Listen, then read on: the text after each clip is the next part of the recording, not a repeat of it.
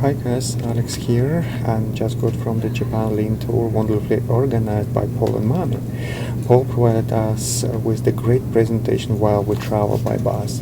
It's a lean tour, no waste time, and I hope you will enjoy the same as I am. Important that we have the correct attitude towards learning, and you're going to learn about this tomorrow at the dojo, which is the dojo is a place where we go to learn about simulating a factory floor setting where we're going to do continuous improvement. It's about gathering data and then running experiments and so forth and so on. And one of the first things they do, and this is why the Japanese are so successful, is they have the correct attitude towards learning. And just so you know, I tried to get a support for an iPad Pro. Did you guys bring my tripod? No tripod. Okay. But they didn't have one, so I had to I have a little Kaizen pouch, so I did a bunch of Velcro stuff. So anyways, so you have to have the correct attitude towards learning. So the first thing is karitsu, okay? Kyotsuke, onegashimasu. So these are the three things. So first, karitsu means to stand up. So this is what they do. Every time they're teaching and training, if any of you read my book, you know that after 5 years I came back to Japan and I asked the vice president of Lexus, what is the most important thing for Toyota? And he told me it's not the next engineering feat, it's not the next plant we're opening somewhere around the world, it's not the next hybrid that we're going to come up with. It's none of those things. The only thing that matters to us is teaching and training our people and building a culture of continuous improvement. And they do it because they have the correct attitude towards learning. So the first thing you do when you're in a teaching environment in Toyota is karitsu, you stand up. Kyotsuke, attention. No, look at this is serious.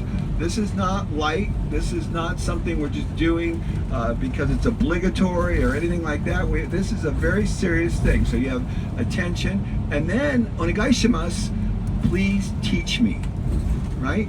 Very important, please teach me. So it's important that the student has the correct attitude towards learning.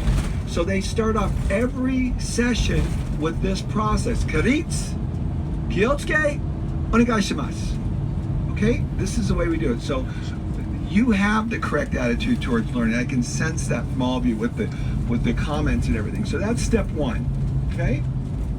And so what is really the goal of this trip? We talked about this total transformation. But if I want to be really specific what I want to achieve, this is it. Are you ready? I want to banish sloppiness.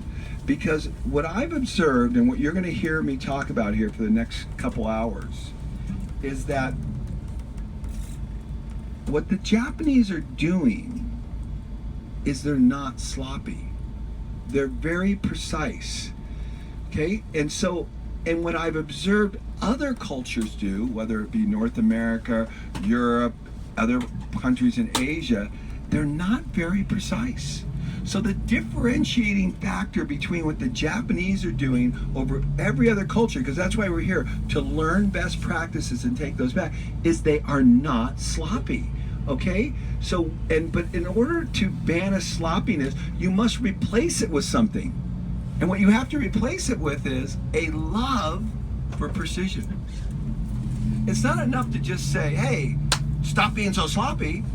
You have to fall in love with precision. You know, I tell the story on this with my diet and the way I eat. You know, I didn't just say I'm not going to eat bad food. I fell in love with great food. I look at quality food and I say, oh my gosh, that's the most incredible thing in the world. That's going to make me healthy. I'm going to feel great, everything. So I love it. So I didn't just say, Paul, stop being sloppy. I love that the gate works like that. I love that when they're setting the table, they're worried about that it's a millimeter off on a fork. I love the fact that when the conductor walks in, he bows. I love the fact that that conductor, when he leaves the train, he goes like this. He goes like this. He points. He points. He makes sure all the switches, and then he goes like this, and then he drives. That's precision, right? I love that. I didn't notice it before because I was raised to be maybe a little sloppy. Did I think I was sloppy before? I wasn't. But when I came to Japan, I recalibrated myself and I said, oh my gosh, I'm really sloppy. And now we have the opportunity to learn how to be precise, because we're going to have a great example of it in living color by the first stop we make. If you are not blown away by the first place we go, there is no hope. We might as well just get it. We'll put you back. We'll send you back to the train right now. Because I've been here for 17 years. I've been coming to this place. And when I looked at this place we went last week, I could not believe my eyes. I said, impossible. It makes FastCap, you know, our facility is incredible. People come from around the world to see it. They go, oh, ours is a dump. It's a total dump compared to what you're going to see. Brady, can you believe that? Our place is a dump compared to what you're going to see. It's a dump. Your place is awesome. It's a dump next to what you're going to see this morning. It's that good. Okay, so my goal is to ban sloppiness, and I've got my next book coming out, so I don't know if you can see that cover. When is it coming out? I got to quit leading Japan study missions. I got to quit going to Kazakhstan, so I can write that book in a month. My team easily. is waiting for it. Yeah. So, and you know, I think it might be one of my most favorite book I'll ever write, because I'm so passionate about this subject, and it's so deeply ingrained in me. I need 1 month. I need 1 month of off, it's completely hidden away on some desert island where I can just focus and get it done, and I can get it done pretty quick. So this is Lean 2.0. So, you know, the Lean 1.0 was 2-second lean. Now we're at Lean 2.0, is this idea of banishing sloppiness and falling in love with precision. That's the next level for 2-second lean in my mind, okay? And be totally hooked on it. So in order to learn, you have to be humble. You have to have just this humble attitude. And if you don't, if you think you know it all and you've got nothing to learn, it will never happen. So I say that lean is for, Mommy corrected me on this the other day, I say 5% of the people in the world can do lean effectively. And she said, no. What'd you say? 3 the most. 3 the most. Because in order to do lean effectively, you have to be incredibly humble. You have to be very curious, and you cannot be satisfied. If you're satisfied, you think, well, you got it all figured out, and you know, hey, I'm pretty smart, you can't do lean, because there's no sense of discovery. And you think about someone like me, you know, I've been doing this for 17 years, and we've been fortunate enough to build this world-class company that people come from around the world to see. I consult with some of the biggest companies in the world, including Mercedes-Benz. I'm going to Mercedes, I think, in August to work in the Hungary plant there. And I don't know anything. I mean, and when I come to Japan, I really feel like I don't know anything. So you've got to have that attitude. And if you don't, you're never going to see the magic of what's going on here. Okay, so when you come to Japan, this is one of the most important bit of information. And Mommy, do you like this improvement? Is it better? Yes, so far. What do we do to improve it? What do we do? No, if It's just more secure, right? I think I need something to pull here to make it stable. Let me see something real quick. Let me tilt. Oh, I see. That's why you have it back, because it's better. Okay, it looks a little easier. Yeah. We'll make it better. We'll much figure it out. easier, yeah. Okay. So the first thing my sensei said to me in 2000 when I came here, and he said, Paul, if you come here and you're critical and you look around and say, oh, look at that weed there. The Japanese are not so perfect, right? You're going to miss the magic. You can't be critical. That doesn't mean that they're doing things, they're not doing some things right. There's plenty of things they're doing wrong. But we're here to learn best practices. And if you are critical, you're going to miss the opportunity to see those. So here are the things you need to do in order to make this trip successful. Don't be critical. You must have big eyes and big ears. So you've already demonstrated, all of you have been demonstrating that you have that capacity to notice the nuances of what's going on. Look at the little job that's going on here. Is anybody standing around with holding a shovel? I mean, really. Come on, we'd have at least 4 people anywhere else in the world standing around holding the shovel. So, big eyes and big ears. Start observing all the nuances of what's going on. Okay, so this is a great example right here. I think this is a video. This is a grocery store that I went into, and there's a small chance we'll be able to go to this grocery store. Yeah, tomorrow we'll be able to go to this. We only spend about 5 minutes there, but it'll blow your mind. At least it blew my mind when I walked in and saw it the first time. And I didn't go in there because it was a lean tour or anything like that. I just walked in there to buy some apples, and I go, oh my gosh, this is unbelievable what they're doing. So I'll describe it to you, and then I'll play the video. Essentially, they don't want to have anybody waiting in line. And so what they did is they broke the process up to checking the items is one step. Paying for the items is another step. So checking the items happens here, paying for them happens here, and bagging them happens there. So there are 3 distinct separate stations. And so wherever there is a bottleneck, it can immediately be relieved by an on-don system, a light system up here that tells you where there is free, where it's free, where you can go pay. So if you're getting checked right here and somebody's using the paying system right here, the on-don, a green on-don will light, and you just zigzag down to there. And then if someone's bagging their things right behind that, you just zigzag over to here. So there's flow. There's always flow. Let's see if I had a video here. Let's see what happens. Now, a great concept I learned from Ichiro Toyota is if you want to be a good leader, you have to have big ears and big eyes to observe what's going on. When I walked into this grocery store in Japan, I had big ears and big eyes because it had big aisles, super great visual controls. When I went to the produce section, great standardization on all the labeling, really well lit, everything was crystal clear. But what blew me away is when it came to check out, that's where I saw signs of the Toyota production system. So you pull your cart up, she transfers your items from one cart to the next cart and checks all your items. Then she grabs your cart, pushes you up to another mid-level station where you pay. She doesn't have to assist you, you're on your own at this point. Then after you pay, you move forward one more station and you pack all your goods. What this does is it allows freedom and flow throughout the grocery store. There's never a bottleneck in any one place because they have multiple stations that you can move to depending upon where the bottleneck is. It is absolutely fantastic. They have on-don lights that show you the different level of constraint in each area. It was so clear, so incredibly effective, it blew me away. So you know the drill. Have big ears and big eyes and observe all the fantastic things that are going on around you. And if you go to Japan, it's going to be everywhere. Isn't that totally cool?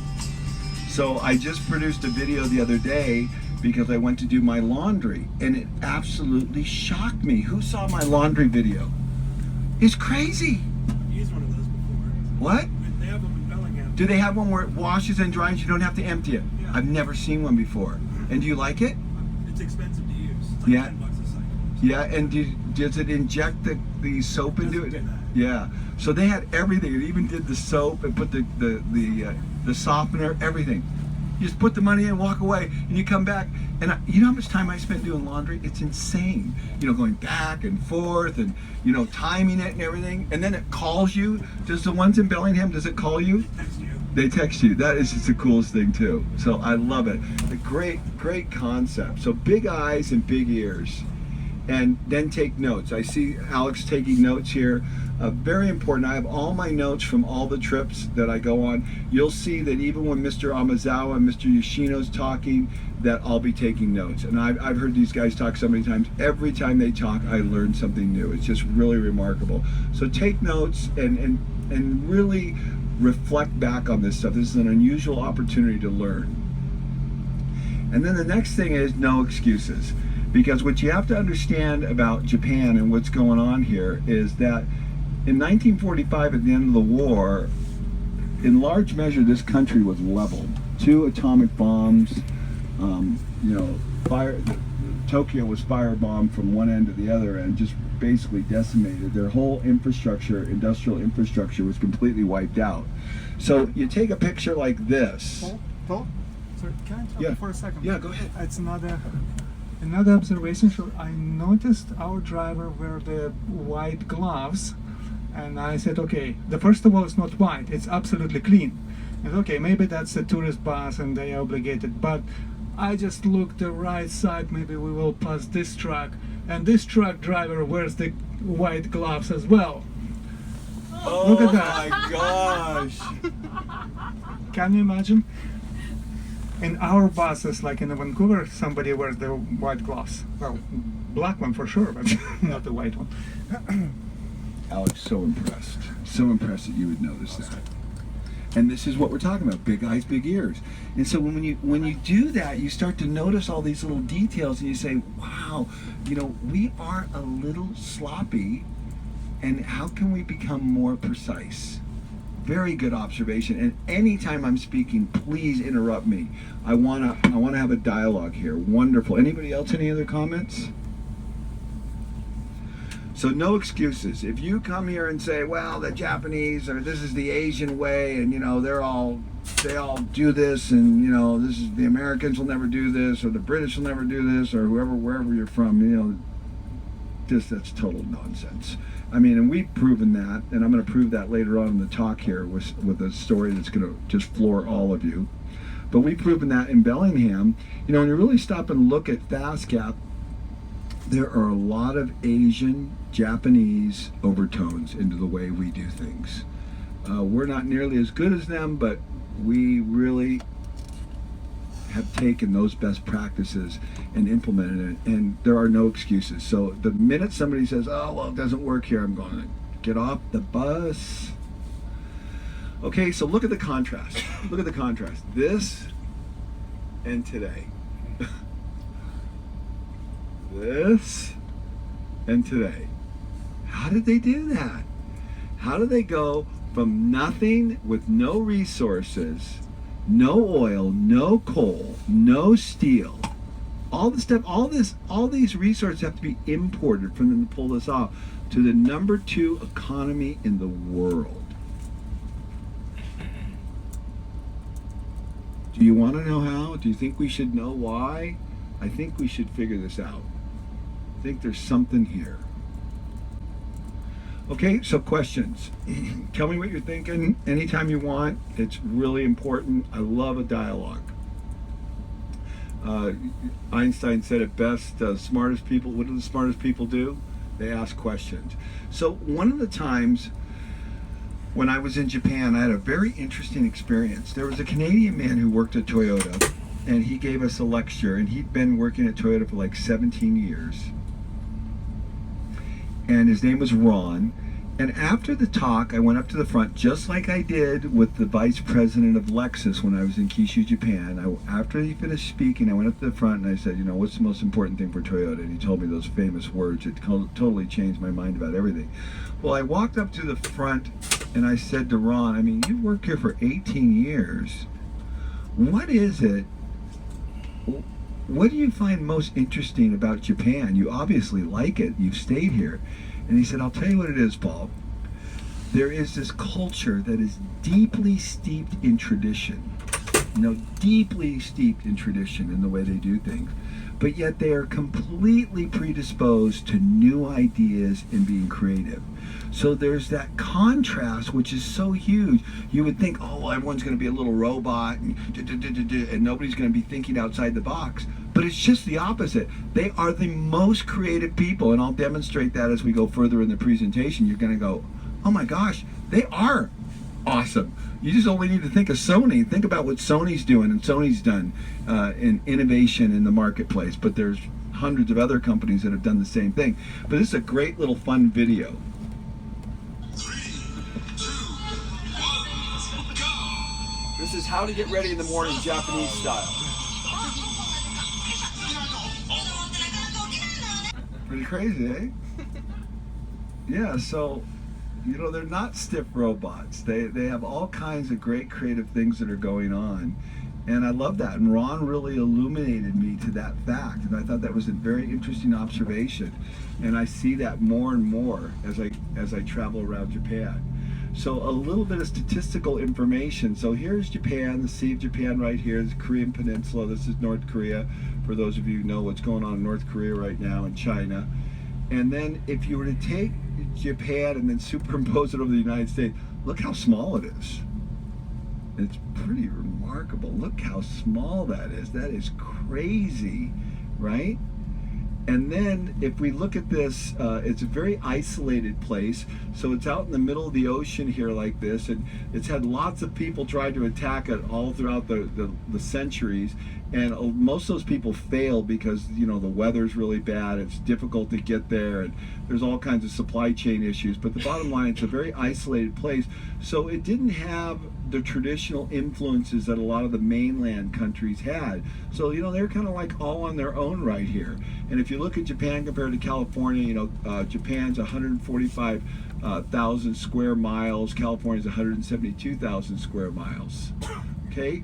And this is absolutely incredible. It's the third biggest economy in the world, but between 1955 and 1975, it grew 435%. That's unprecedented in world history. It's never happened before. The United States didn't grow that fast. So we've got this economy that just absolutely went crazy, and there are a lot of factors that allowed that to happen, and I'm happy to talk to all of you about that. I've studied it extensively on what really transpired during that time, and we're going to talk about that a little bit. But you look at this here, Japan is 127 million people, and California is 40 million people. So we look at the size of California, and then you have Japan that's managing 3 times more density than California. Imagine California being 3 times more dense. What would it be like if San Francisco and Los Angeles was 3 times denser than it is? If that doesn't give you a degree of respect for what they're doing here, nothing will. Okay, so they grew at this astounding rate, and then Japan's economy is about 4.5 trillion, California's about 2.5, just to scale it so you have an idea what's going on here. And then this is another interesting thing that as I've traveled around Japan, I've been here more and more and spent a lot of time studying Japan, reading history books about Japan, just really getting my head around it. You know, it's made up of islands. It's an island nation, 6,851 islands. Now, this is something that is very fascinating. So this is Korea right here. You can go to Korea and never lose sight of land. It's kind of hard to imagine. You can go to Taiwan and never, Taiwan's way down here, right? And the Philippines are way down here. You can travel from here all the way down the Philippines and basically never lose sight of land. There's islands all the way. It's pretty remarkable, this place. I mean, it's crazy. Okay, and so it's made up, though, of 4 main islands. I'm not always the best at saying these, but Honshu is the island that we're on right here. This is the main island. And then we have Shikoku? Shikoku.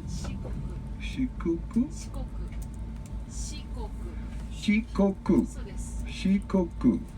This island right here. And then Kyushu, who I go down here a lot. This is where the Lexus plant is. This is a great little place. And then Mommy is from up here, from Hokkaido, a small island up here. So these are the 4 main islands that make up, and then there's another 6,000 besides that all over the place. Okay, and then this is interesting too. 65% of this country is mountains, or basically not usable.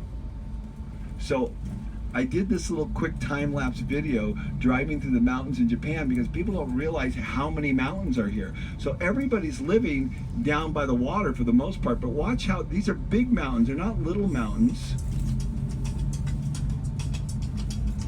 It doesn't exist.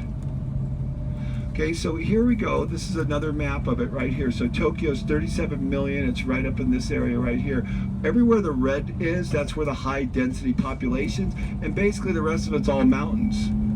So they got a lot of people in a very concentrated area. And then the birthplace of Toyota, this is why we're here, is in Nagoya. And it's one of the most important cities in the country. And it's right here about in the center of the country, a little bit south. And this is where Sakichi Toyoda lived. He actually lived in a little village just a little bit north, about 2 hours north, and I've been to his home. It was absolutely an unbelievable experience to go there. I've actually been in the workshop where he first made the improvement for the loom that changed everything. He wanted to help his mother he wanted the work for his mother to be less burdensome. So as a young boy, he set about to solve that problem. And what happened was he was so successful at doing that because he never gave up, that he ended up patenting his ideas to the British and to the Americans, who were way ahead of everybody else. Japan was back in the Stone Ages back then, but Sakichi Toyoda, the founder of the Toyota Motor Company, was a carpenter, and he brought his invention into Nagoya to sell it. And so that's where the first Toyota factory was set up, and because this was the population base, and that's where he had to go. So it's quite interesting when you really understand why Nagoya is such an important place, and Sakichi's role in that whole thing. So this is Nagoya, and this is where you landed at this little man-made airport out here, and then everyone transitioned into where the Hilton is right here. This is the harbor. We went through the harbor, and then most of the places that we're going are right here in the Nagoya Basin, if you will. Toyota City's right up here. There's actually a city called Toyota City, and we're going to be going there quite a few times. And then where we're going now is down here, down towards Osaka, right? Which Osaka is down over here. So this will be the one time we're leaving this little ring of learning. So now we're going to get into the history. So first of all, does anyone have any questions? So how many people know who Edward Demings is? So a few people, half the people? Okay, good. Okay, so now a little bit of the history of Japan. So at the end of World War II, the Japanese were defeated quite decisively in that war. And needless to say, it was a little humiliating for them. They're very proud people and very fierce warriors. We know about the samurais and all that. So what happened was MacArthur was asked, General MacArthur was basically the leader of the country in terms of rebuilding the country at that time. He was in supreme authority. And in 1951, he asked Edward Demings, a statistician who was not famous at all, a PhD, and a statistician, to come to conduct a census in Japan. And Deming was passionate, though, about quality. And in the process, he ended up speaking to the JUSE, the Japanese Union of Scientists and Engineers. And in that talk, he said to them that, Japan can rebuild its infrastructure in approximately 5 years if they follow a few principles. And one of those principles was quality. If you focus on quality and you listen to the worker, because the worker actually really wants to do a good job, but the problem is management really doesn't listen to them, and they set up poor practices and poor processes, and the result is you have poor quality. But he says if you change the way you approach business, that everything can change, and in 5 years you can rebuild the country. Well, they laughed at him. They said impossible. You saw the pictures of Japan. It was destroyed. How could this happen? And it turned out that Deming was not just right, but he was super right, because they did it in about 3.5 years. They were back on their feet by following Deming's principles. And when I tell you all this, I want to tell it to you in the context that I've had about 7, actually there's probably about 8 or 9 mentors, but I have 7 up here that have made a profound impact on my thinking about Japan and how they pulled this miraculous endeavor off. One of them was Norman Bodak. He's considered the father of lean, and he's an American, and he's a very good friend of mine. He's like my second dad. My dad died about 10 years ago. He's just an awesome guy. And he came to Japan in the 70s and 80s. He's 84 years old now. And he saw what the Japanese had done, that he was part of that economic miracle that happened where they grew at 435%. He saw what was going on. And he started taking their publications and translating them into English and then taking them to the United States. And at the time, the United States was not, they were ignorant of what was going on here. And so he basically brought the concepts of lean, before it was ever called lean, to the United States. So he's revered as the father of lean. And he's a very close friend of mine. I spent a lot of time with him, and he's just an awesome guy. So he really has had a big impact, and I'm going to tell you about the impact he's had on me a little later on. So then there's Richio Shingo. He's also an amazing guy. And Richio Shingo is a former president of Toyota China and the son of Shigeo Shingo, who Shigeo Shingo is also revered as one of the pioneers and fathers of the Toyota production system. We have Taichi Ono, and then we have Shigeo Shingo. So Taichi Ono worked directly for Toyota. When Taichi Ono had problems, he would ask Shigeo Shingo, one of the revered as one of the best industrial engineers in the world, to come in and help him with processes. And Shigeo Shingo mastered something called SMED, S-E-M-E-D, single minute exchange of die. I'll go into that later. But this is his son, and he's a very good friend of mine, and he's just an amazing guy. So to have contact with people who have that deep and long history with the Toyota production system, from Norman Bodak to Richio Shingo, and then Mr. Ishigaki, you're going to meet him. He's the dojo teacher. He's responsible for the management of the Toyota Land Cruiser line. So Land Cruiser is revered as one of the best four-wheel drive off-road vehicles in the world.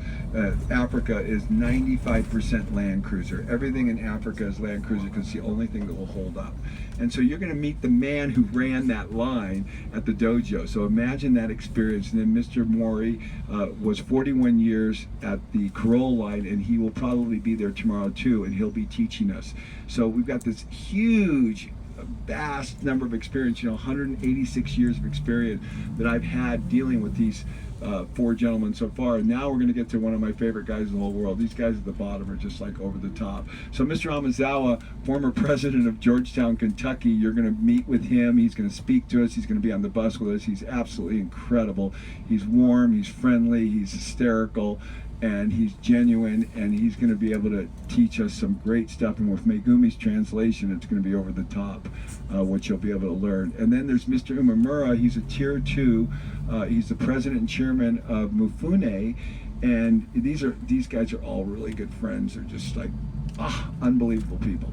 So Mr. Umemura, 27 years, the Toyota production system, but as a tier 2 supplier, not working. He used to work for Toyota, and then he went to in business for himself and started a manufacturing company that supplied Toyota at a tier 2 level, which means he doesn't sell directly to Toyota. He sells to somebody who then sells it to Toyota. So tier 1 goes directly to Toyota, tier 2 goes to tier 1 then goes to Toyota.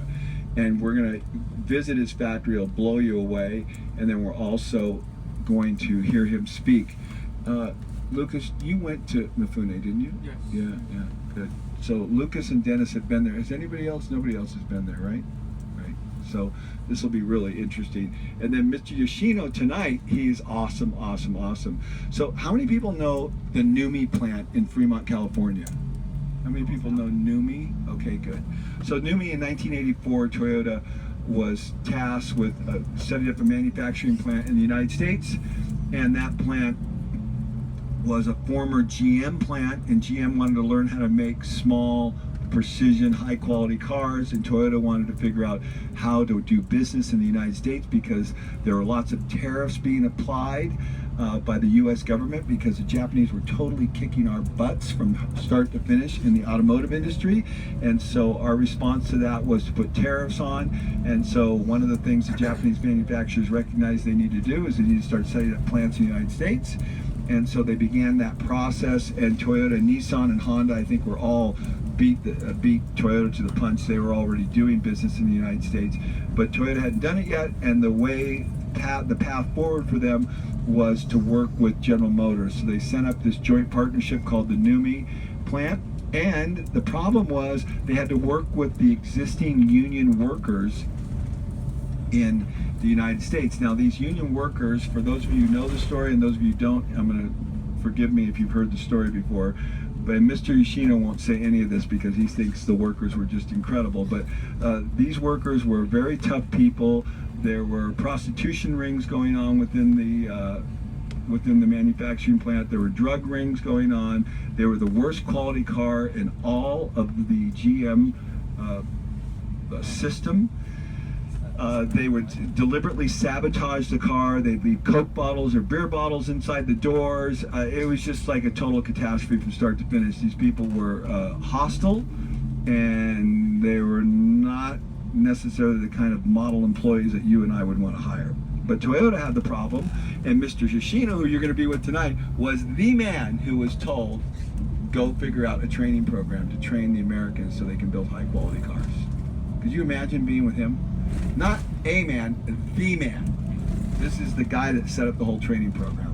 And he's awesome as well. He speaks pretty good English too, which would be cool. But I don't know, maybe Megumi will translate him. So he goes, he'll speak English, yeah, okay. So anyways, so Mr. Yoshino is going to talk to us about how that all happened, and it's going to be fascinating. So these are the people that have had a profound influence on me over the last 17 years in my thinking, and I feel very grateful that they have this level of leadership. This is not average. This is highest level of people inputting and changing the way I think about things. So now the question is, why does the Japanese have a flat society? And what we mean by a flat society is a typical scenario in the United States is if you have top management would be making like 300 times more money than the average employee. So that's a typical scenario in America. Like it or not, it's just what it is. You know, I'm not here to criticize or anything like that. But in Japan, you know, a top level leader might be making 17 times more than a line worker. So there wasn't a big discrepancy. So it was much easier for a Japanese worker to say, hey, we're in this together, we're a team, where there was a little bit more degree of skepticism in North America about this because of the structure was set up. So the question is, why is Japan so flat? What happened? So I think we're going to meet him. I think we're going to be with him this week, are we? Today? Today? Let me see. 今日あれですよね。あ、今日じゃない、明日か。Tomorrow. Sorry. Tomorrow, yeah, that's what I thought, tomorrow. So this is the principle of a school. So one of the most unusual things we're going to do on this tour is we're actually going to go to a tour. One of the most incredible things, probably the most incredible thing on this whole tour is we're going to a Japanese school. Never done it before, and all the times I've been coming to Japan, never done it. Heard about how incredible these schools are, where the kids actually clean the school every day. Imagine in our country, the kids clean the school. That would be like heresy. We'd have every attorney in the world suing them for, you know, for harassment or whatever in the world. But it's common day practice. Every day for 15 minutes, all the kids clean the school. So they take care of everything. So you're going to actually be able to experience it. This is the principle of the school. And when I was in one of his talks before we went out and saw the kids do this, I asked him the question. I said, why is the Japanese society so flat? Why is there such evenness amongst people? There isn't this huge discrepancy between different classes of people. And he said for two reasons. This was his answer. This is not necessarily the right answer, but it's his answer. And as I've studied, I would agree with it.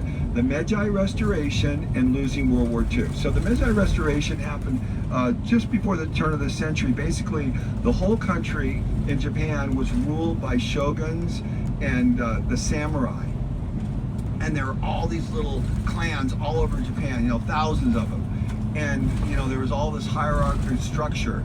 And Japan recognized that in order for it to compete in the world, because it saw, you know, Commodore Perry come ashore with ships, and he had cannons, and he had gunpowder, and he had all these steam engines, he had all these sophisticated things, and the Japanese looked at it and said, oh my gosh, we're like way behind. This is going to be a problem.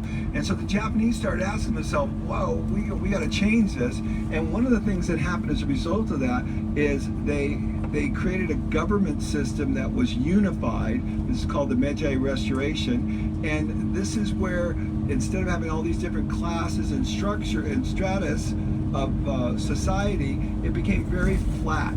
And I'm not going to say democratic, but it was just much flatter. So this had a profound influence on why Japan changed so dramatically. And then in conjunction with that, losing World War II was a very humiliating thing for the Japanese, very difficult.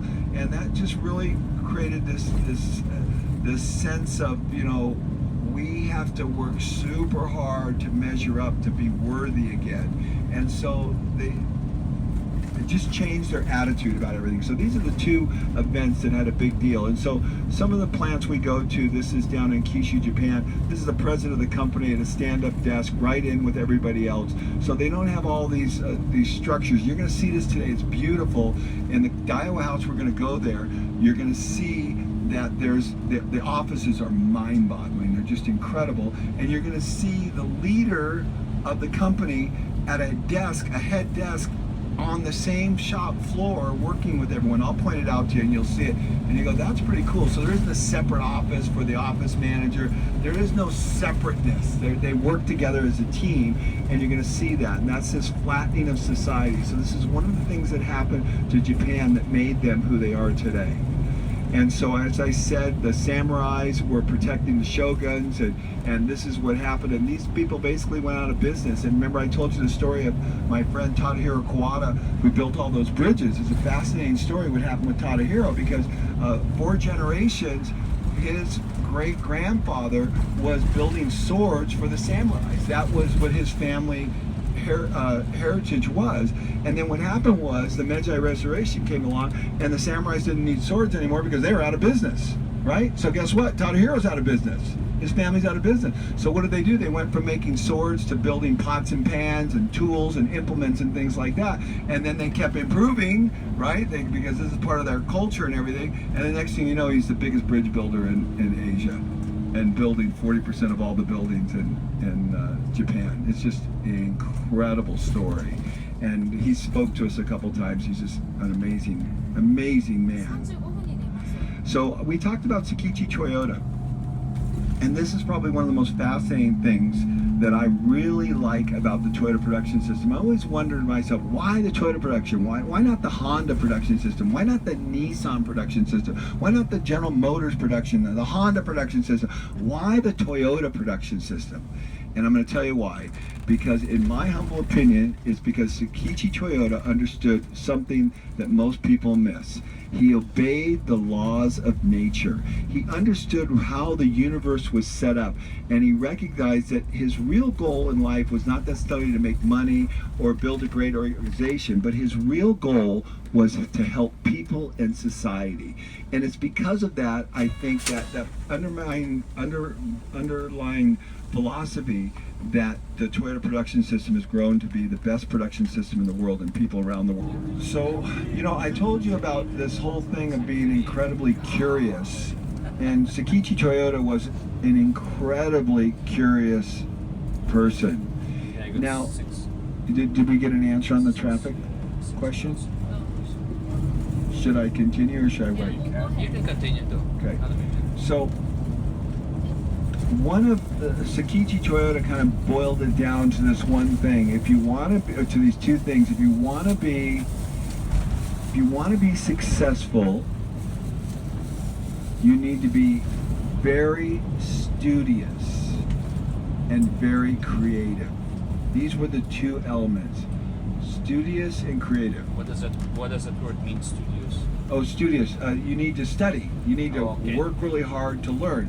So the cool thing about Sakichi Toyoda, and this is why I've grown to just have this deep admiration for the Toyota production system, the Toyota family, and the way they conduct business. And one of the reasons why is because he's a carpenter. And I'm a carpenter.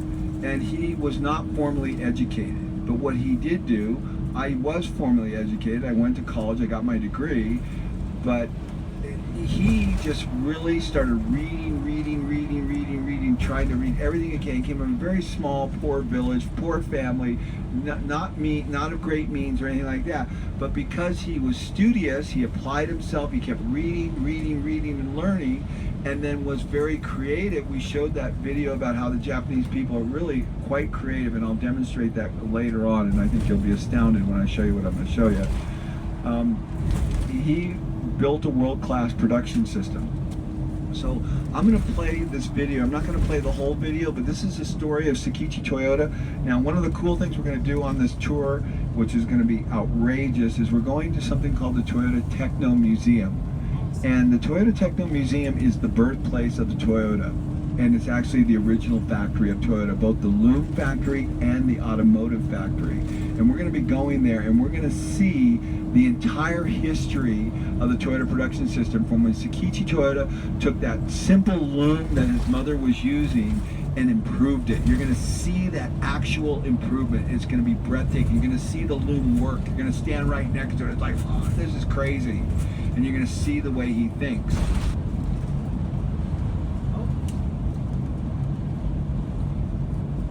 So we talked about this, why do they have this flat society? We talked about the Meiji Restoration that happened in 1868 and losing World War II. This is a picture of General MacArthur next to Emperor Hirohito. And basically Hirohito was revered as a god, and he had to denounce his godhood. And one of the things that happened was when MacArthur set up his office, he set it up in an insurance building in Tokyo that kind of overlooked the imperial palace, kind of like he was looking down on the emperor. And you know, there was some significance to that, right? So it was a very humbling experience for the Japanese. Very successful culture and very proud culture, and you know, just had a big effect on them and the way they viewed things. So then what happened next was so Sakichi Toyoda successfully developed all these different looms, which you're going to see them tomorrow. The Model G loom, which was one of the most successful ones. He did about 30 patents, I think about worldwide sold patents, and became very successful based on that, made some very good money. And so then his son, Ichiro Toyota, went to the United States. And this is what I really like about the Japanese. They're not afraid to do best practices. They saw best practices happening in the United States, in Europe, and they weren't too proud to say, oh, well, it's not invented here. They said, hey, look, what they're doing there is better. We need to copy what they're doing and then take it to the next level. And that's what they've done so famously, no matter where they go. So Ichiro goes to New York, goes to the United States, sees all these cars, and meanwhile, back in Japan, it's all horse and buggy still. I mean, he can't even believe the difference, the contrast. And so the difference and the contrast. So what are you here for? You're here to really see the difference and the contrast between what your operations look like and what the Japanese operations look like. So you get a recalibration on what reality really is. Because right now you're living in your little reality. You think the way you're doing things and the way I'm doing things are really good. And then the goal is at the end of 3 days, you're gonna go, oh my gosh, this is unbelievable. We're only an hour away from the first unbelievable. It's gonna be fun. Okay, so he saw that and he came back and he said, let's build cars. So imagine the audacity, imagine the courage to go from building looms, wooden looms, metal and wooden looms, to competing with Ford. These people are really crazy good. Right? So when he was there, he noticed something. So this is a beautiful thing. You know, the Toyota production system has a lot of its roots from American manufacturing. And how we lost our way on some of this stuff, I have no idea, but we did. And the Japanese just kicked our butts from start to finish. There's no other way to put it. And so he noticed standardization. So he noticed at Highland Park with the Ford plant that Henry Ford had standardized everything. You know, Henry Ford's famous quote is, you can have any color car you want as long as it's black, right? And he saw the standardization. And do you know where Henry Ford got the idea for the assembly plant? Does anyone know? Butcher line, right? A butcher line, a meat packing plant. They saw how they disassembled a beef. And Ford saw how they took it from stage to stage to stage. He says, well, why aren't we deploying that same thing? So is Henry Ford a genius? He was just willing to take lateral thinking. We call this lateral thinking, when you take an idea from an entirely different industry and then you bring it into your industry and apply those best practices. So this is what Ford did, and then Ichiro did the same thing, and he saw what Ford was doing. They also, you know, Taichi Ono, when they developed the just-in-time system, it was based on seeing the grocery store system in the United States, replenishment. You go in, you see, you know, apples on there, and then every day they're replenished, right? That's just in time. That's the Kanban system right there. Where do they get it from? The grocery stores in the United States. Crazy. So the question I have for you is, are you willing to take best practices, and the best practices you're going to see in the next 3 days, and are you willing to take them back with courage to your organizations and make profound change? Not little change, profound change. Ichiro did. Okay, so remember that. They were dealing with this as their platform. Pretty staggering. I mean, it was ugly at the end of the war. Very ugly. Okay, so Emperor Hirohito and MacArthur. So Edward Deming talked to the engineers and scientists. This is actually Deming meeting with the president of Toyota. So believe it or not, Deming was not even revered, respected, or even known in the United States. He was a nobody in the United States. But in Japan, he turned into a superhero, which is quite remarkable. A prophet is not welcome in his own town. So we're going to find out a little bit more about that. So Deming said, look, you need to do one thing. Focus on quality. This is the issue. Now, if any of you remember, I grew up in 1960. I was born. I would always take any item that I saw and turn it over and look to see where it was made. And if it said made in Japan, what was the answer? It was junk. It was junk. But in 1980, they started to change that. In the late 70s, late 70s, 80s, all of a sudden, Japan became synonymous with quality. Their cars were better. Everything was better. There's a great story about Ford that Ford they were building a car. I can't remember the exact car that it was right now, but they built the car. They had the engine made, and they had one engine made in Japan and one engine made in the United States. The exact same engine, the exact same drawings, the exact same specifications. And before long, the consumer started noticing. Anyone know the story? Raise your hand if you know the story. Okay, one person knows, two people knows it. The consumers in the United States started noticing that the Japanese engines were better than the American engines, right? And so then when they would walk into the dealership, they said, "Where's the engine made? In Japan or in the United States?" "I don't want it. I want the Japanese engine." Quality, okay? So then Ford started saying, what the hell is going on here? This is crazy. Same plan, same everything. But the Japanese were holding the tolerances on all the machining to a much higher level. So the result is there was less slop in the engines, they were more precise, they didn't wear out, they ran, they functioned much better because of precision. They focused on quality.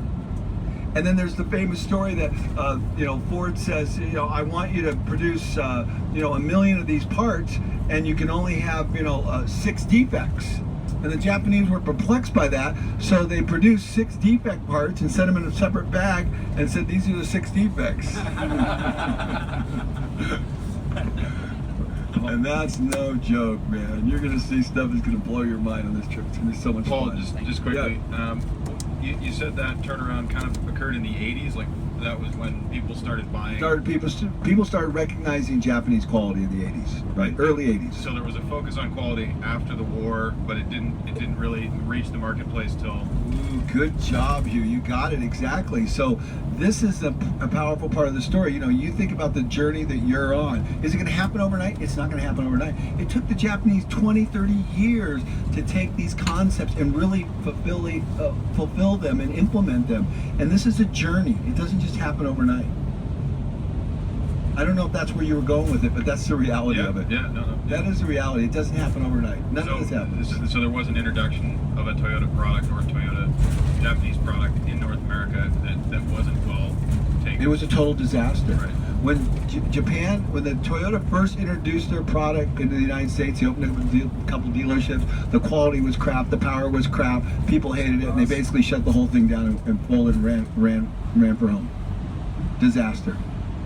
And this is a beautiful thing about meeting with Mr. Amazawa. You're going to hear some of the backstory on really what was happening at Toyota. So people look at Toyota, they say it's this fantastic company. And you know what Mr. Amazawa tells you? He's been with them for 41 years. He goes, we were the poor farm boys. We didn't know anything. We were clueless. That's how he described himself. The poor farm boys. So it's a journey, but get on the journey now and start doing it. Did I answer any of your questions? Is that clear? Yeah. So this is one of my favorite parts of the whole talk because I love this man, Akio Morita. Close enough? Yes. Okay. So he is the he's the founder of Sony, the president of Sony, and he heard Deming speak.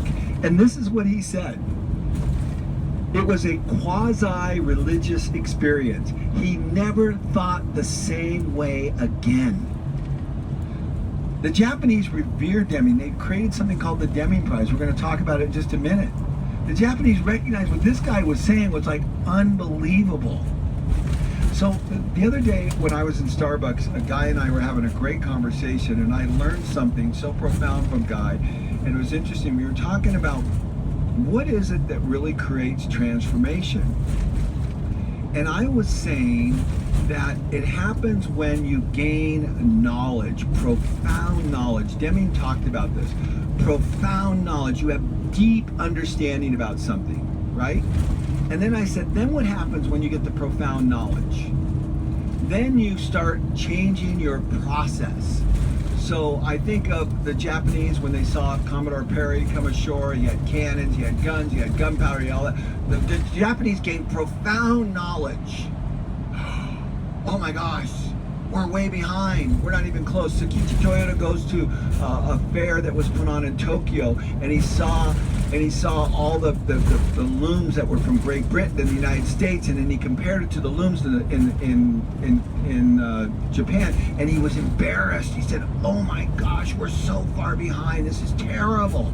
Profound, deep knowledge, understanding of really what was going on, and then with that knowledge, you begin to change your process on the way you do things. So I said to Guy, as we were just talking, I was just running this idea by him, because I'm always trying to wrestle with what's really going on. So you gain profound knowledge, and then you begin to change your process. So that's what happened with me when I came to Japan. I came and saw Lexus, I came and saw Toyota, and I gained profound knowledge. Oh my gosh, this system's unbelievable. They're way, way, way ahead of me. And then I went home and I started changing my process. So those two components are very critical to lasting and true transformation. But then Guy said something to me that I think is even more important than those 2 points, and I never thought about it before. And he said profound knowledge and then blind faith. There's this sense where you know what you're seeing is right, and then you go after it with blind faith. You don't question in terms of, oh well, do you think it's really right? But and you just go after it, and you don't get distracted. You don't move left and right, because it's like blind faith. You know it's the right way. And I think that was a very interesting thing, because that's exactly what happened to me. I saw it, and there was nobody or nothing on this planet that was going to distract me or dissuade me from accomplishing operational excellence by the deployment of the Toyota production system. And I failed the first 5 years, and even though I failed the first 5 years of my company, I still went after it with blind faith. Even though I failed, I said, I am going to figure this out one way or another. And Guy, that was a great, great insight. So I think there's something to that. And so here we look at Akio Morita, and he saw the quasi-religious experience. He never thought the same way again. He didn't say, well, that was interesting, and well, maybe it might work. It was like blind faith, boom. And what is Sony today? What powerhouse company is Sony? What do you think of Sony? Quality. And next is the Deming Prize. So why is quality so important to the Japanese? And we're going to go into this a little bit later, but quality is survival. Okay, so they don't say, hey, let's just go make a good thing. They've got this island nation with no resources.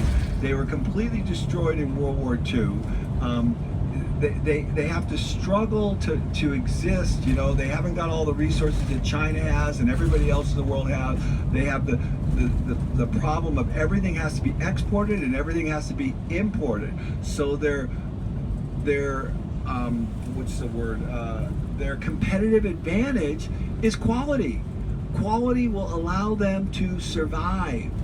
This is where they're coming from on this whole thing. So this is, again, one of my favorite concepts on understanding Toyota, and it is called 8-stroke or 10-stroke. So the original family name was Toyota, and the corporate name of the car manufacturer is Toyota. And the Toyota family didn't want the company to be about the family. They wanted it to be about society and their country. So they changed the names from Da to Ta right there. In the process, to write this in the Japanese kanji, it went from 8 strokes to 10 strokes, from 10 strokes to 8 strokes. So here's what it looks like right here. So this is Toyoda. So there's 1 stroke, 2, 3, 4, 5, 6, 7, 8, and then those 2 little hash marks, 9, 10. That's da, Toyoda. Now, Toyota, all they did is eliminate those 2 little strokes. See those 2 little strokes right there? And that turns it into a T. Now, why is that important? This is why. Because 10 is the number of completion. Thank you. You have 10 fingers, okay? And that's complete. But if you have only 8 fingers, you're incomplete, right? And this subtle little nuance makes you have a sense of never being satisfied. And the Toyotas did not ever want you to be satisfied. And that aspect of not being satisfied always gets you to continue to strive for continuous improvement.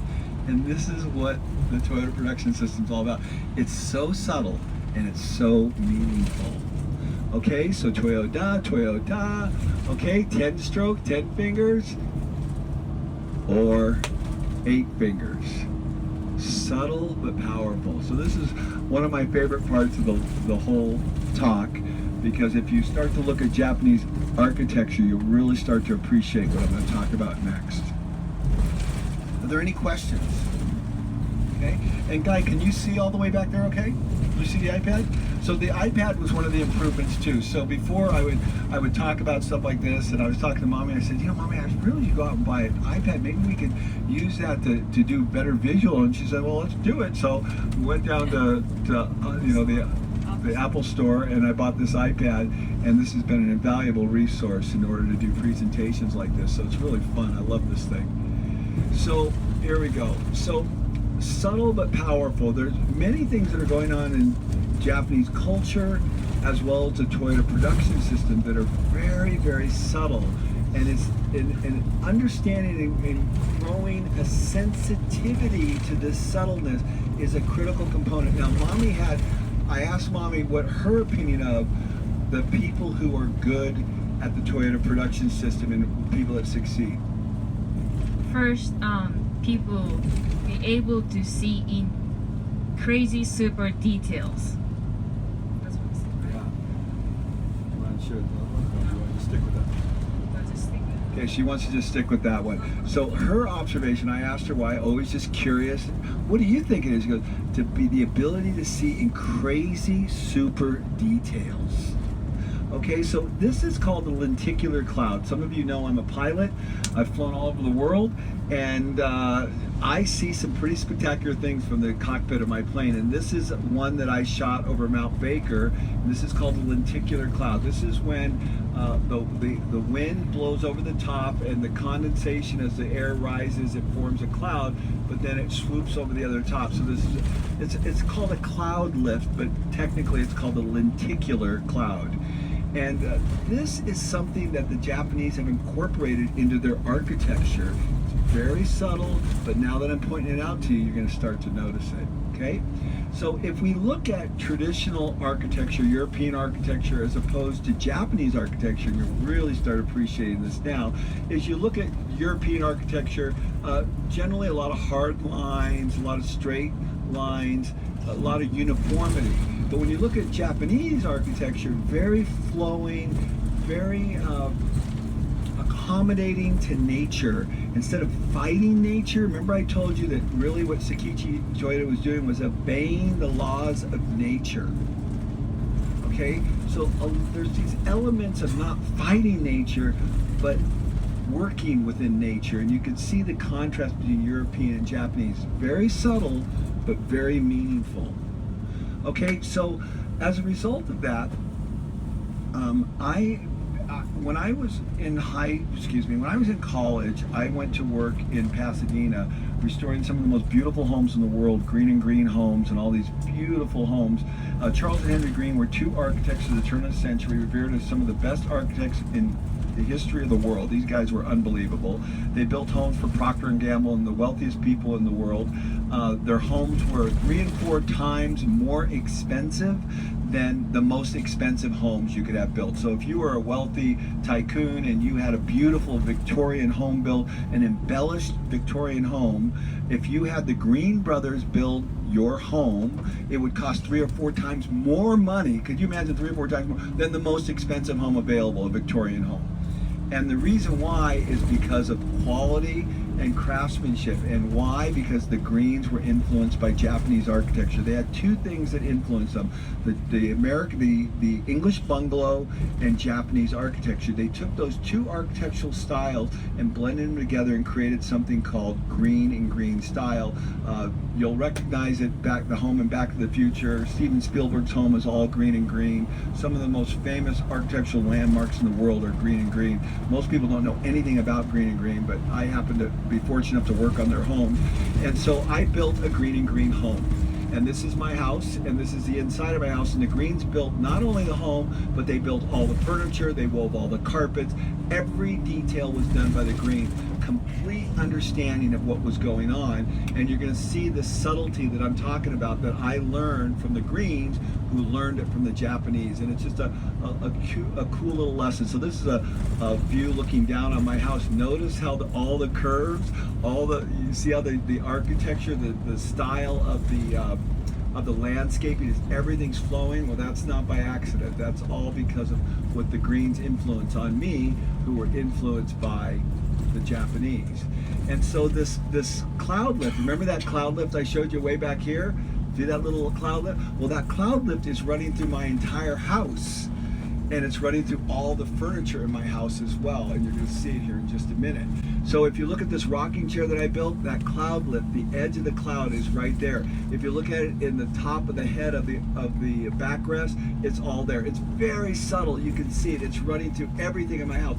These are the dining room chairs. Look at the subtle cloud lift going there. All part of Japanese architecture. So the cloud lift is even in the woodwork. This is the window treatment in the living room. Look at the cloud lift coming up there and then coming up over here. You transition, there it is right there. This is a Japanese scarf joint. I'm joining 2 pieces of wood together. So the Greens said and the Japanese said joinery is masterful. It's an example of extreme craftsmanship, monozukuri. So the Japanese wanted to show off craftsmanship. They didn't want to hide it. So the Victorians hid everything with all this embellishment, painting, and all this crazy stuff, where the Greens said just the opposite. We want to show off masterful craftsmanship, because they learned this concept from the Japanese. Very subtle, but when you really start to understand it, it's a powerful concept. So you can see the cloud lift coming through the outside treatments, coming everywhere in my house. This cloud lift is reoccurring. It's not just reoccurring in the woodworking, it's reoccurring in all the lanterns. All these lanterns were handmade by Bob Totosian in Pasadena. Look at the cloud lift coming through there, the cloud lift coming through here. It's a very subtle thing, but when you really start to understand it and you understand what the Japanese were doing, it's a beautiful thing. You see the lantern tops, these huge pagoda top lantern tops? Well, you're going to start to see that in Japan. The Greens got it all from Japan. It's really, really cool. See the large tops at the top of the lanterns there? Okay, so then you even start to pick it up in some details. These are called Gustav Stickley chairs that I built, and even the pinning that holds the armrests on have this subtlety. So see these black things right here? Those are actually pins, and they're done in that pagoda type thing. So then when they go close up, look at how your hand, when your hand's on the armrest, your hand's feeling and cloud lifting up over the top and coming back over. Isn't that totally cool? I just love it. When I think about, the influence of the Japanese on my home, and this was long before I ever learned the Toyota production system, I just marvel at the whole thing and how thoughtful they were about it. So what's going on in Japan is subtle but very, very powerful. So now we see it when I went to the Lexus plant with Mr. Amazawa. Mommy and I went there by ourselves, and he was able to allow us to see some things that most people don't get to see. We went to the training center for Lexus, and I actually got to film a lot of this stuff. So one of the problems with Japan is you can't film a lot of stuff, and you're going to have access to be able to film some stuff, and some stuff you won't. I've been fortunate enough to film just about everything, because I've gone to it without a bunch of people around, and they allowed me to do some filming. So I produced videos, and those videos I'll post in the chat so you can have all these learning experiences for your team back home. And this is one of them. So this is all the really cool things that Toyota has done on not using energy to make things work. So this is going through a door. No power here. This is in Kyushu, Japan. Okay, so Kyushu is down here, and it's an island. It's one of those 4 islands we talked about. And this is the Lexus plant right here in the training center that I went to with Mr. Amazawa. Okay? Mechanical mechanism, no electricity, no power.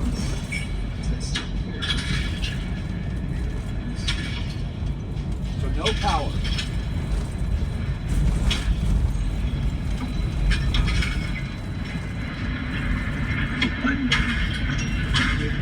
Very clever. Now watch this one. I think. Did I blow it there?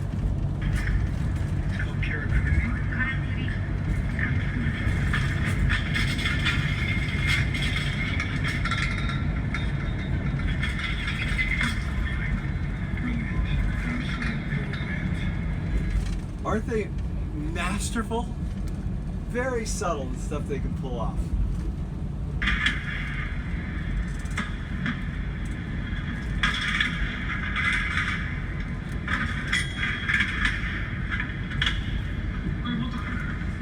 Kanban. How to do a Kanban system. This is just picking up a steel plate using magnets. Because this magnetic field right here. And it pulls out one. Because it would be a little bit of work to have to make sure you only pull one. So the magnetic field pulls out only one at a time, so it's super easy. They're measuring, 1/6 of a second. They're very precise in what they're doing. This is a great one. You're going to see this. Mr. Amazawa is going to show this video. Watch how subtle this is, but how important it is.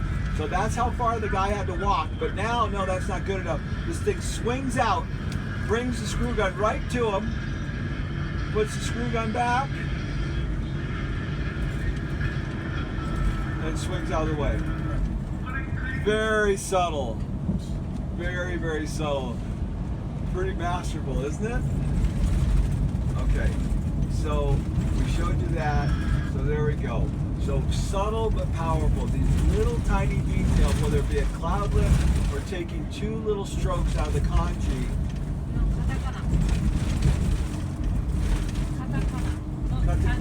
Kanji is a Chinese character. No, I mean, when they took those 2 strokes out, isn't that taking 2 strokes out of the kanji? Katakana. Katakana? That's the letter. Oh, the letters. Yeah, Katakana. Yeah, katakana letters. Katakana. Yes. Okay, 3 things I learned. So the 3 things I learned when I came to Japan. This is it. Precision versus sloppiness.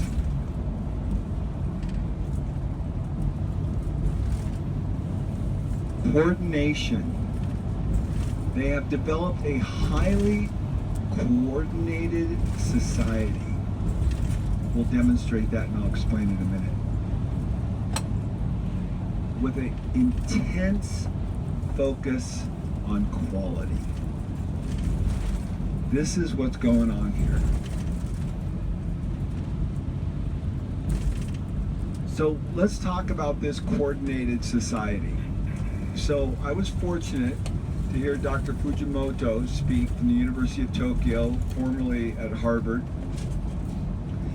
And he said something in the lecture. I was sitting right in the front row because the A students always sit in the front row, in case you didn't know that. I was sitting right in the front row. I got a great picture of him and I got to ask him a lot of questions.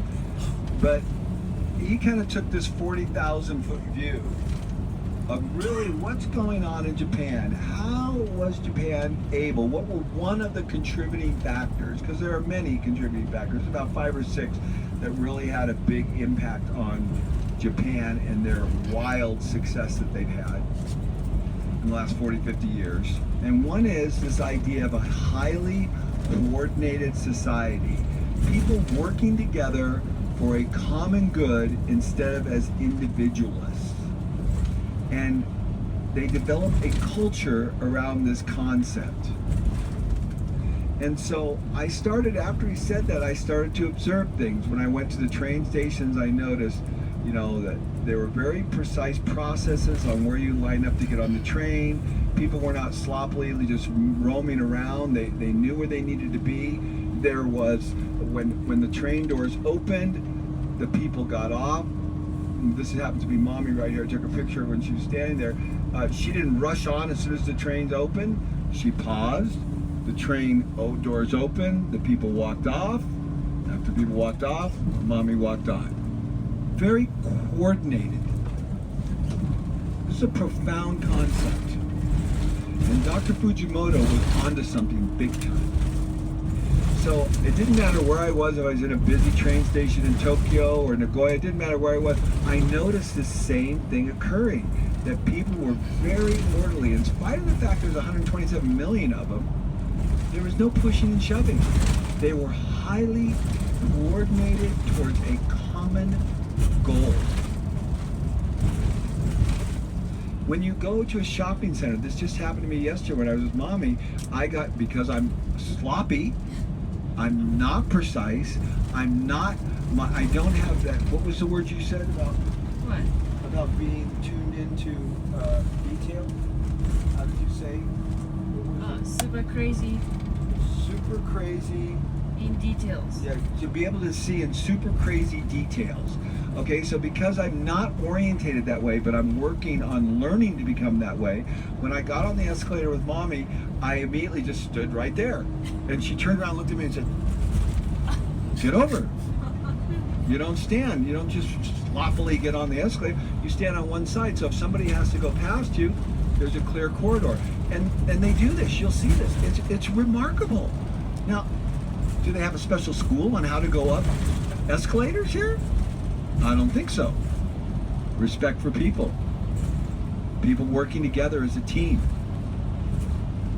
Okay, so this is a great example of crazy, super, hyper detail. It's going to be great. So, what's happening? So, again, as I spent more and more time in Japan, I kept asking leaders that I was working with, what is really going on? And one of them said to me one time, they said, you know, what it is we're an island. And we have an island mentality. And that island mentality is the idea that we're going to see these people again. We're on a little island. It's inevitable that I'm going to run into one of these people that I'm engaging today at some point in the near future or future. And it behooves me to treat them with respect, because if they're not my neighbor, I might be working with them. So they have this island mentality, and I think this island mentality lends itself to this concept of respect for people and coordination, because it just makes sense. But when you contrast that to a non-coordinated society, and a society that is not predisposed to respecting other people's space, you have this.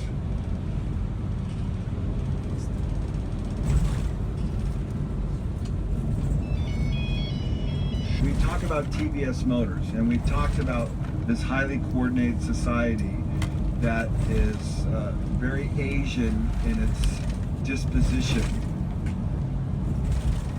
But the question is, can that happen anywhere else? Is it just because they're Japanese?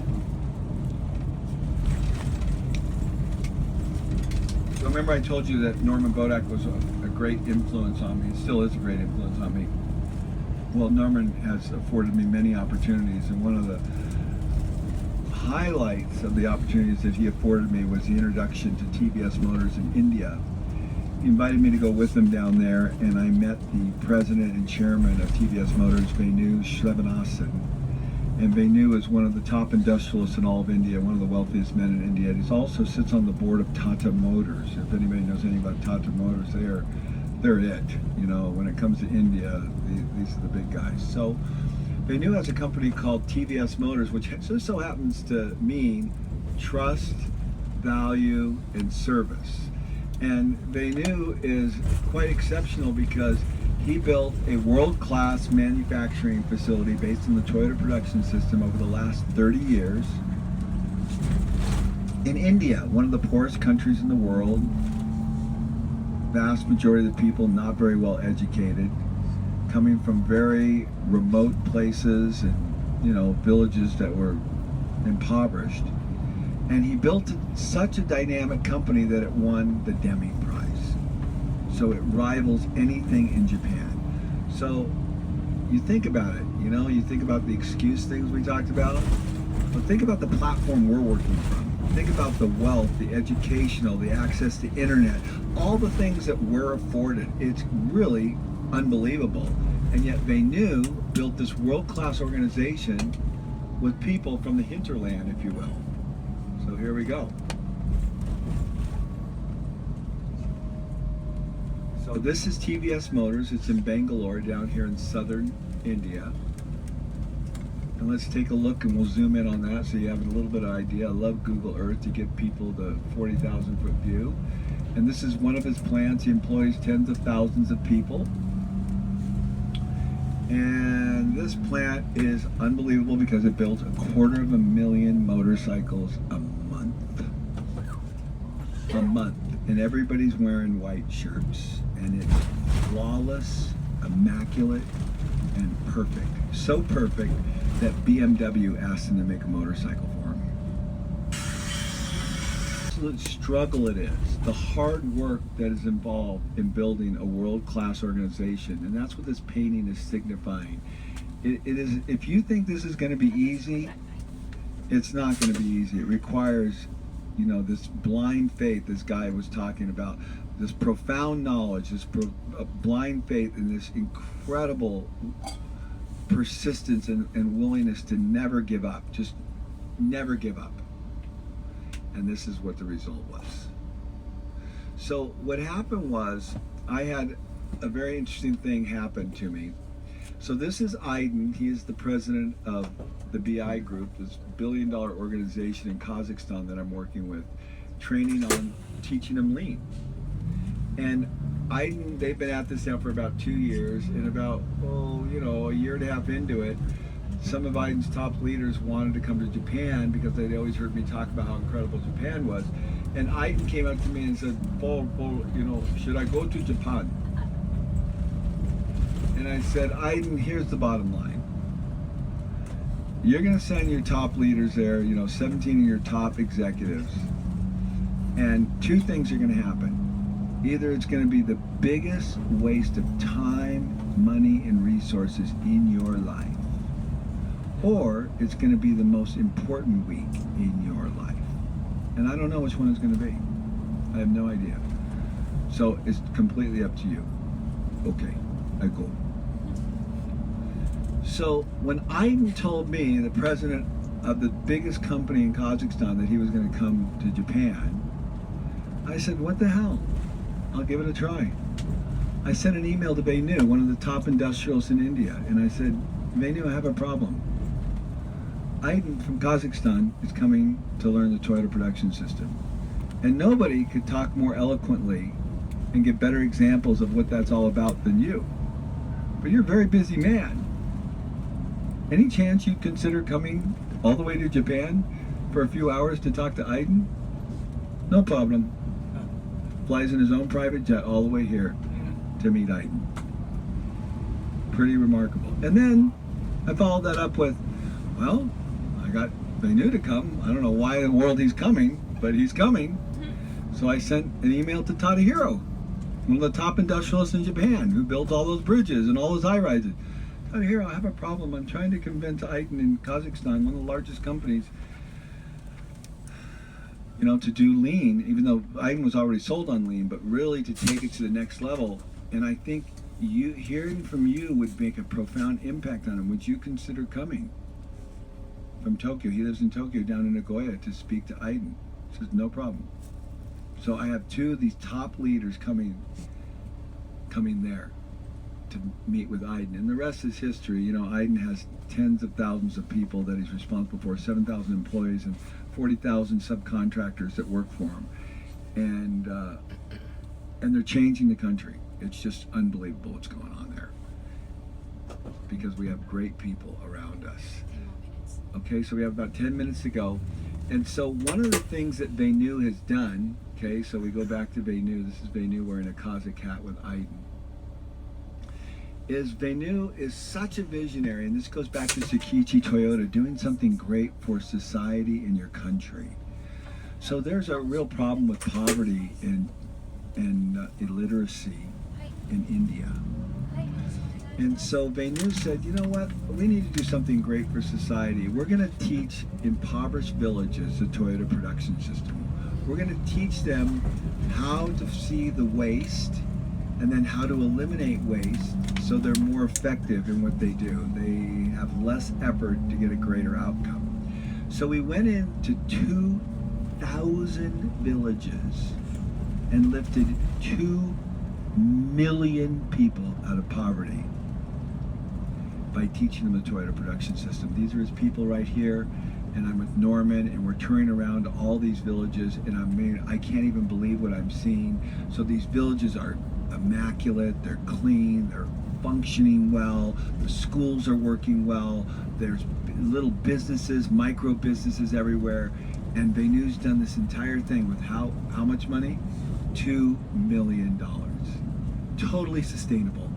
He teaches them the Toyota production system. He helps them generate businesses. He requires that they give back a portion of their profits back to the community to build schools and to create a better environment. Where before they were all just going around in a low-speed wobble. Nothing was ever happening. It just kept denigrating worse and worse and worse. Now everything's going up and up and up.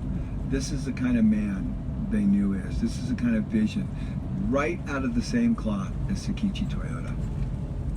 So these are some of the villages, the kids and the schools, and all these women have all these great businesses. I visited all the businesses. It was just incredible. The schools, remember Karitz, Kryotsuke, Onegaishimasu? Remember that? Just awesome. It's just crazy. See what's going on. These are all the little bakeries, all these little, these villages have, all the women have all these great little businesses, and they actually make these tortillas and they supply them to TVS Motors because they have thousands of employees. So Venu helps them learn how to create a business, manage a business, and then is happily buying their product from them to supply his factories. What a beautiful thing. Isn't it incredible? It's so great. So this is my famous quote from Venu. And if anybody ever saw the interview I did with him, what happened was I was in Venu's office. After 1 week of being in India, he flew in to meet with us, and he graciously gave us an entire day of his time. Now this is one of the top guys, so just that experience was crazy. But we're in his office, and I'm sitting next to him on a couch, and he starts to speak, and I go, oh my gosh, this is going to be world class. So I pulled out my iPhone and I looked at him and I said, these people don't typically allow this kind of stuff. And I said, Venu, do you care if I record this? And he looked at me. Okay. So I pulled out my iPhone and for an hour and a half held my phone perfectly still. And I recorded his thoughts on life and about running his company and the history of TVS Motors, and it was unbelievable. That interview is on the internet. You can find any of my videos just by going Paul Akers, India, and then you can put it Venu and you'll find it. But you can watch that interview. It's a great teaching thing for your people to just see how this man thinks. But this is one of the quotes that he had that I thought was so incredible. Outstanding chief executives do not possess any superhuman qualities. There's that humility again, right? We said this is what it requires to do the Toyota production system. In my humble opinion, it requires incredible humility, intense curiosity, and Mommy adds that one element to that, to be able to see in super fine detail. And then Guy added that element to it. Blind faith. There's that degree of blind faith. Any supernatural qualities or mystical powers, they follow simple, common sense practices in the daily grind of business to rise to the top. Isn't that awesome? That's the beautiful thing about what we're doing here. Is there really isn't any big mystery to any of this if you really get your head around what's going on.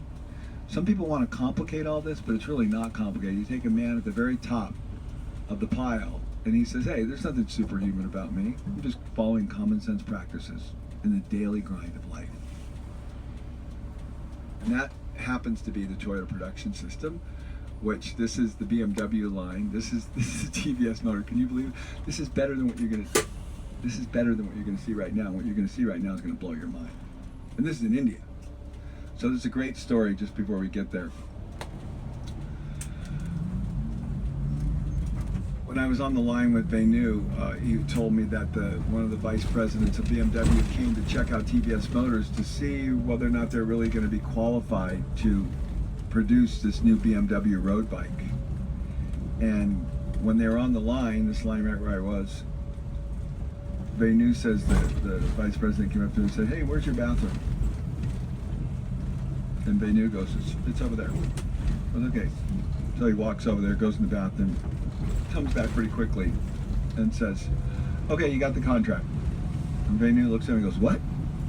He says, yeah, I didn't need to take a piss. I just wanted to go see how you treated your employees. You treat them pretty well. You got the contract.